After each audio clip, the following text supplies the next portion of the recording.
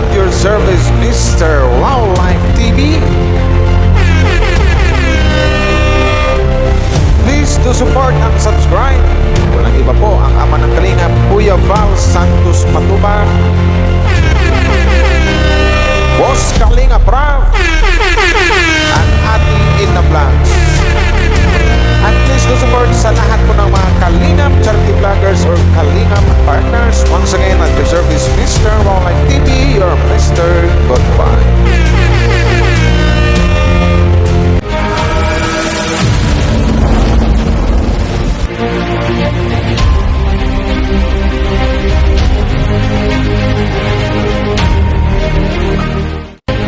So guys, shoutout po sa inyo lahat na walay pakihinaan mo na yan, no?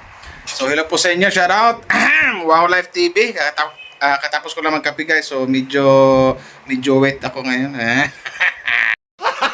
Gago! Shoutout sa lahat ng mga Team Kalingap fans dyan. Anong Team Kalingap?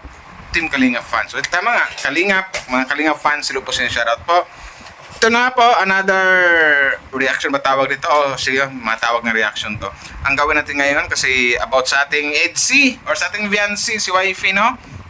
Pero bago tayo magsimula guys, maraming salamat po sa mga bagong subscriber ko sa dumikit sa akin, sa mga nag-like and share sa mga upload video ko. Thank you very much po. At saka sana may mag-like and share dito sa upload ko na video. At saka bago tayo magsimula, suportahan po natin ang buong Team Kalingap, Kuya Val Santos Matubang, siyempre Boss Kalingap Rap, Ati in the Vlogs, at suportahan po natin ang mga Kalingap charity vloggers and Kalingap partners. So soon, mag-react po ako baka mamaya or bukas ng mga charity vloggers kasi kailangan po namin i-react yun sa mga Karipa. Shoutout sa shoutout sa lahat ng Karipa, views sa mga strikers. So ito na nga, hindi ko lang alam kung saan kumuha ng kapal ng mukha or ano ba yung paningin niya sa isang Viancy, sa ating Viancy dito sa EDC na sinabihan niyang babalo.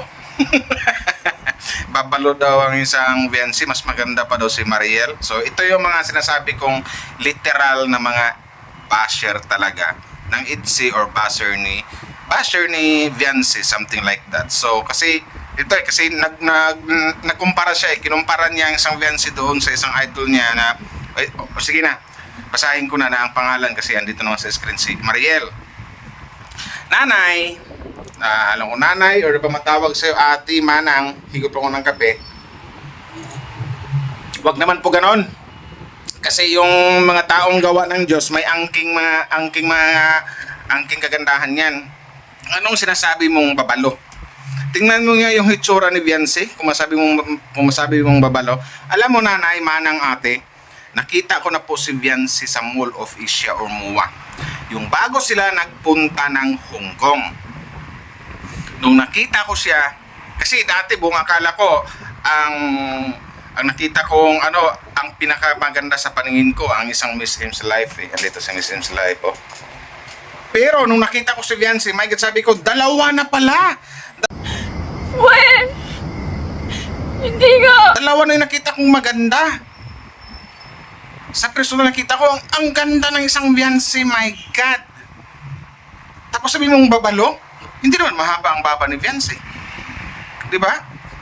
Napakabata pa ng isang Viancy, mag-18 years old pa lang. Something like that. So, ito yun Nakita kong maganda ang isang Viancy. Tapos lagi ko na rin napapanood ang isang Joy Diwata at saka Carola, ang gaganda ng mga Kalingap Angels. Pero dito muna tayo kay Viancy kasi si Viancy yung binabash dito na sinasabihang babalo. Alam mo ba yung words na babalo, nanay? Pag ikaw dinalaw ni babalo, yung sikat na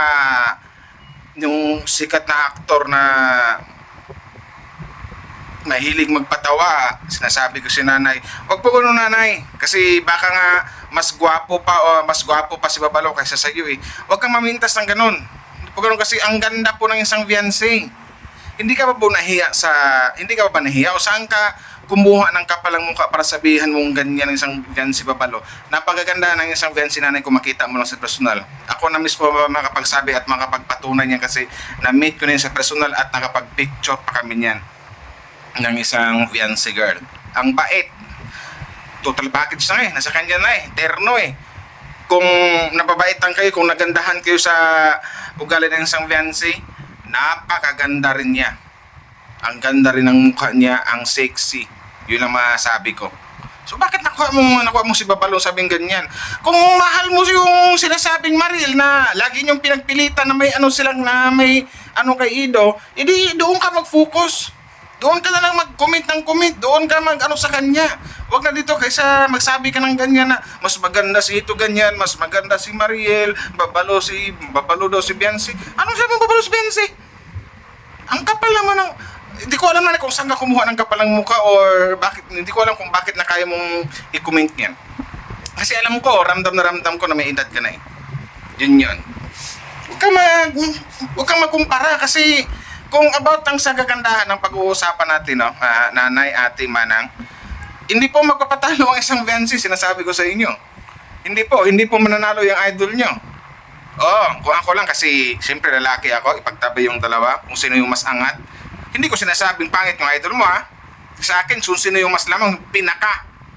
Yung pinaka. Yun. Ang pinaka sa akin, kung ipagtabi yan, ito hindi ko nang babas kasi hindi ko sinabing pangit yung idol nyo.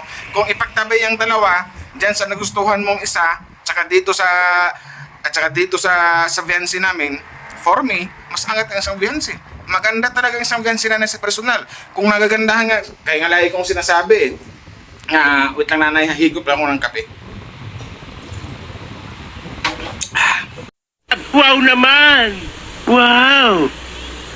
Kaya lagi ko sinasabi nga, kung nagandahan ako sa screen ng cellphone ko, sa laptop na mapanood siya, my God, nanay sa personal, masasabi mo talagang, my God, saan ba pinaglihi tong Viancy na to? Sana all. Bakit ang ganda ng itsura, ang ganda ng bata, yun lang yun. Bagay na bagay sila ni Ido. Huwag nyo na kasing ipilit kasi binabash nyo si Bansi kasi si Ido, so ganyan, may kay Mariel. Huwag nyo na ipilit kasi ang isang Ido, ilang beses nang sinagot ni Kalingap Ido yan, ni Papa Eds, na hanggang kaibigan lang talaga ang turing niya sa isang Mariel. At ang Viancy yung kanyang nakatagpo na ng katapat ng isang Ido, nakatagpo na si Ido na magpa-oink-oink ng kanyang puso. Yun, yun lang yun, nanay, o manang, o sino ka ba? Huwag nyo nang ipilit yung gusto nyo. Kasi yung gusto nyo mangyari na gito ganyan si Ido tsaka huwag na po. Huwag nyo nang ipilit kasi si Viancy yung mahal ni Ido. Kaya nga habi at saka wifey, di ba? Mamaya na i-react ko pa yung ni Boss Kalinga Prab. Pangilang hours na ba yung live? Pang 24 hours na ba? Malapit na mag 24 hours, ma-react ko na yon. Kung marinig mo lang doon yung sinabi ni Viancy kay Kalingap Ido, baka lalo ka pang magalit. Na sinabi niyang blank na kita di ba? Pero hindi ka pa pwedeng sabihin, nanay, kasi wala pang 24 hours, di ba? Yun yun, nanay. Nagmamahalan yung dalawa. Huwag mo nang ipilit yung gusto mo, nanay, kasi alam ko naman kung bakit nagawa mo yun Sabihin mo pang babalo. Anong babalo? Ang iksi ng baba ni Viancy. Ang gandang bata. Hindi ko binas dito yung yung idol mo, kasi hindi naman mismong idol mo ang nangbas dito kay Viancy. Ikaw lang. Ikaw yung pagsabihin ko dito. Sa tingin ko, nanay, kung maganda ka, sige nga, show me your Facebook. Birthday na yun, Kai. Birthday mo. Pinadalan ko yun. Show me your profile, Facebook profile, something like that. Gago! Kung mas maganda ka, baka kay Viancy. Kung makalait ka naman, wagas, makasabi ka ng babalo. Ang ganda-ganda ng bata. Diyos ko po. Ay, bang sinasabi ko sa mga bashers Kayo mga bashers talaga ang hilig nyo magkumpara. Buti sana, hindi, ulitin ko ulit. Hindi ko binabash yung idol nyo. Buti sana kung ikinumpara nyo, mas maganda pa kay Viancy. Kaso hindi. Mas angat talaga.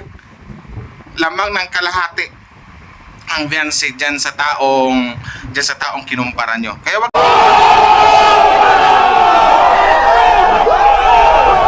nanay, kung ayaw nyo masaktan, kung ayaw nyo ma-real talk, wag na kayong magkumpara. Kung mahal nyo yung sinasabing si Mariel, mag-focus na lang kayo doon. Doon na lang kayo. Doon kayo magwala. Wag dito sa wag kayong mangbash. Kasi hindi na bagay sa inyo mangbash. Hindi na kayo 15 years old o 10 taong gulang na para mangbash, para pagsabihan, disiplinahin kung ano yung tama, kung ano yung mali. My God naman kayo mga nanay. Kung kailan tumanday, saka naman nagaganyan. Huwag po ganun. Maganda po yung sambiyansi. Huwag kang magsabing babalo kasi ang sinabihan mong babalo, napakagandang bata, ang layo. Kung ako sanay, ulitin ko, pag ikaw dinalaw ng babalo, wala akong kasalanan dyan, bahala ka. Wow naman! Wow! Pag magpakita si babalo sa'yo, sinasabi ko sa'yo, grabe ka makalait. Kung baga nanay, 2 tao na ang nilait mo dito, si babalo at saka si Beyonce.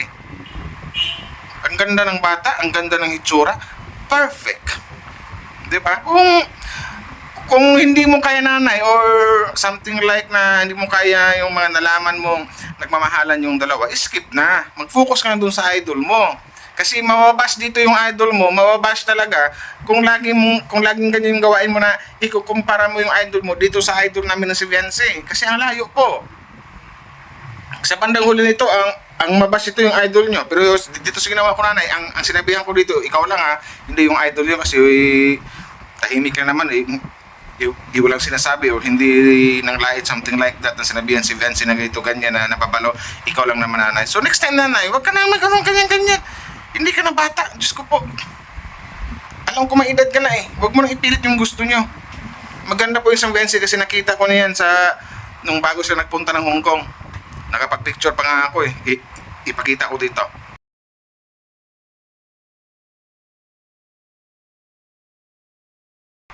Nagpapicture pa ko niyan. Sabi ko, napakagandang bata. Ganda ng itsura, matangkad, sexy, di ba? Tapos ang bait pa, very approachable, something like that. Nakapag-English patuloy ako sa'yo nung wala sa oras.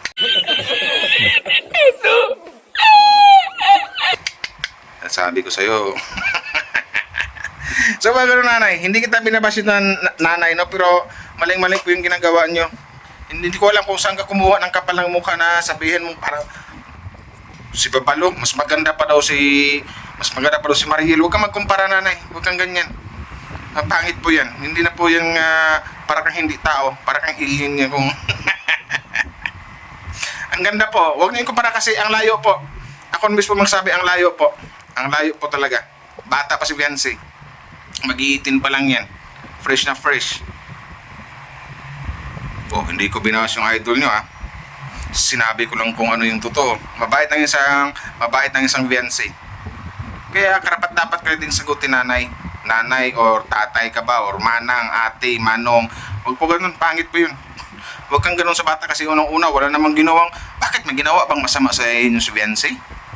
Wala naman siguro. Napakabait na bata yan, nag-aaral lang. Masama na bang magmahal? When? Hindi ko. Wala na kayong magawa kung nagmamahalan yung dalawa. Hindi nyo matuturuan yung puso nila. Ang isang hubby at saka ang isang wifey. So, yun lang. So, nanay ha, sinasabi ko sa'yo, magbago-bago ka na. Huwag mo nang ipilit yung gusto nyo. At huwag na kayong magkumpara kasi yung ikinumpara nyo, ang layo naman kay Beyonce. Maganda po isang Beyonce, ako na nagsasabi sa inyo. Maganda po talaga. Yun ang magandang bata. So, yun lang. Huwag mo nang ikumpara kasi, sige nga, mag-post ka ng picture mo sa Facebook, kung may Facebook ka, huwag ka magtago. Ang lakas mong mag-commit ng ganyan na sabihin mong babalo si Beyonce, pero ikaw nagtatago ka naman. Pakita mo Facebook mo, pakita mo itsura mo. Takot ka, hindi mo kayang gawin. Kasi takot ka mabas, kasi alam mo sa sarili mo na hindi ka maganda. Na yung sinabihan mong babalo, mas maganda pa sa'yo, at mas maganda pa dito sa taong kinumpara mo. Real talk lang. Oo, yun na. Hindi masakit sinasabi ko. Medyo masakit, pero yun po yung totoo. So, yung po nanay ha, magbago-bago na po. Wag na po yung ganyan magkumpara para ka naman ang ganda ng isang Beyonce tapos pagsabihin mo na lang ganyan, saan ka kumuha? Ulitin ko lang, saan ka kumuha ng kapal ng mukha? Hindi ka natakot sa sinasabi mo? Wala kang magawa, nagmamahalan yung EDC. Mahal nila ang isa't isa, isang hubby at saka isang wifey. So shout out sa lahat ng mga EDC fans. Hindi ko napabahin to guys now. Hanggang dito na lang. Maraming salamat po. Don't forget to subscribe to my channel, Wow Live TV. Bye-bye! Bye-bye!